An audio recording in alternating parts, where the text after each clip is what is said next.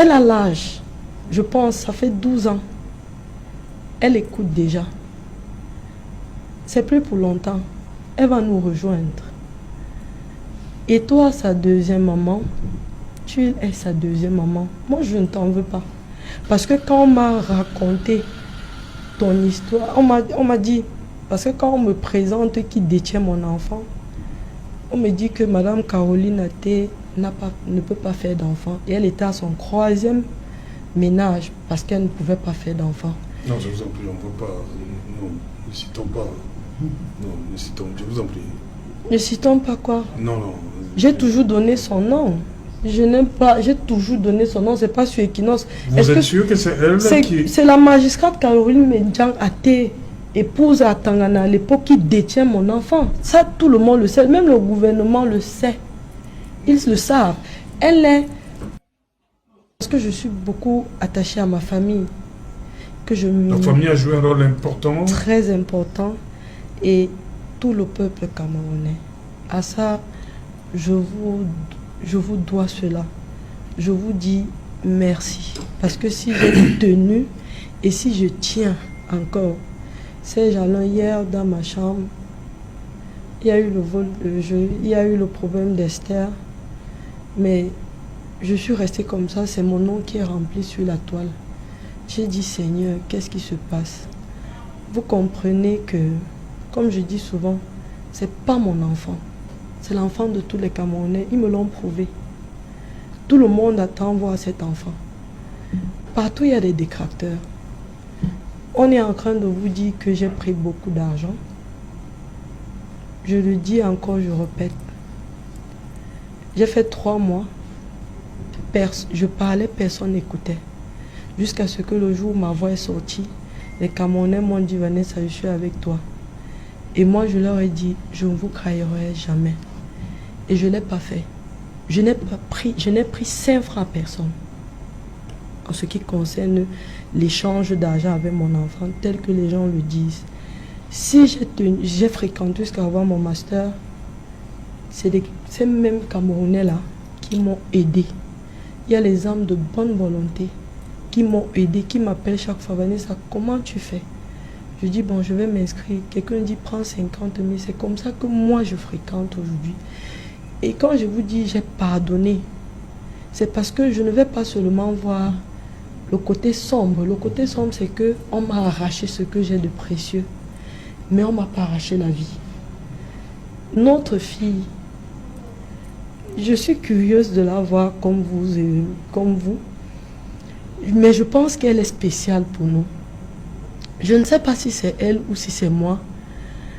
On a quelque chose à apporter dans ce pays. Et elle a l'âge, je pense, ça fait 12 ans. Elle écoute déjà. C'est plus pour longtemps. Elle va nous rejoindre. Et toi, sa deuxième maman, tu es sa deuxième maman. Moi, je ne t'en veux pas.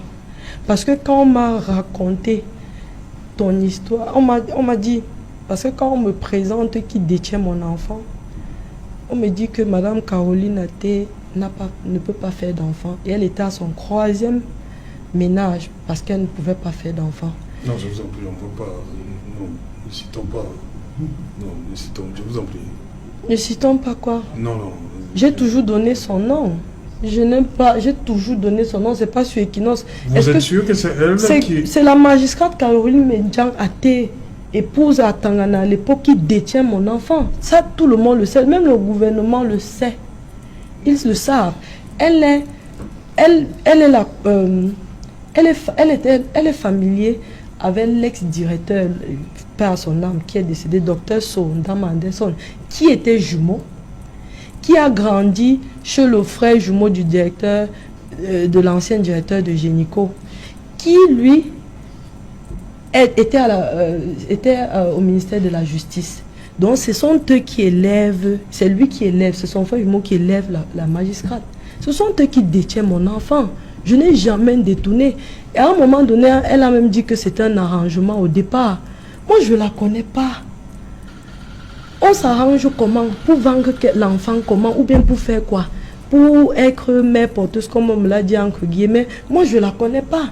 Si elle a eu à faire un arrangement, peut-être ça avec les gens de l'hôpital.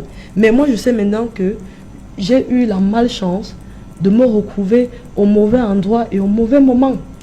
Peut-être ils se sont dit, bon, vu son âge, la petite fille là, peut-être si on lui propose là, comme ils ont commencé au départ, je vais faiblir. Mais vous moi, a proposé l'argent au départ? bien sûr, c'est par là que le directeur de l'hôpital avait commencé. Il a dit à ma mère, vous avez combien d'enfants? Elle a dit 4. Et puis il a dit, elle a dit, moi, Vanessa est mon aînée, elle a 3 petits frères. Et je suis veuve. Il a profité de là, il dit que non, si c'est comme ça, je vais vous construire une grande maison, je vais assurer l'école des enfants, on va fournir votre compte bancaire. Ça, c'est ce qu'il dit, parce qu'on vole mon enfant le samedi, ça, c'est ce qu'il nous dit déjà le mercredi. Je dis, mais tiens, ça, c'est quoi? On parle d'argent, d'échange d'êtres humains, et moi, je n'ai jamais accepté. Okay. Donc, pour dire que, comment, moi, j'ai pardonné. Et je pardonne parce que je dois vivre. Okay. Les Camerounais ont porté leur espoir sur moi et je ne peux pas leur décevoir. Parce que si je lâche, personne mieux que moi ne portera ce combat. Ok. Une réaction, Marie-Ange? La petite...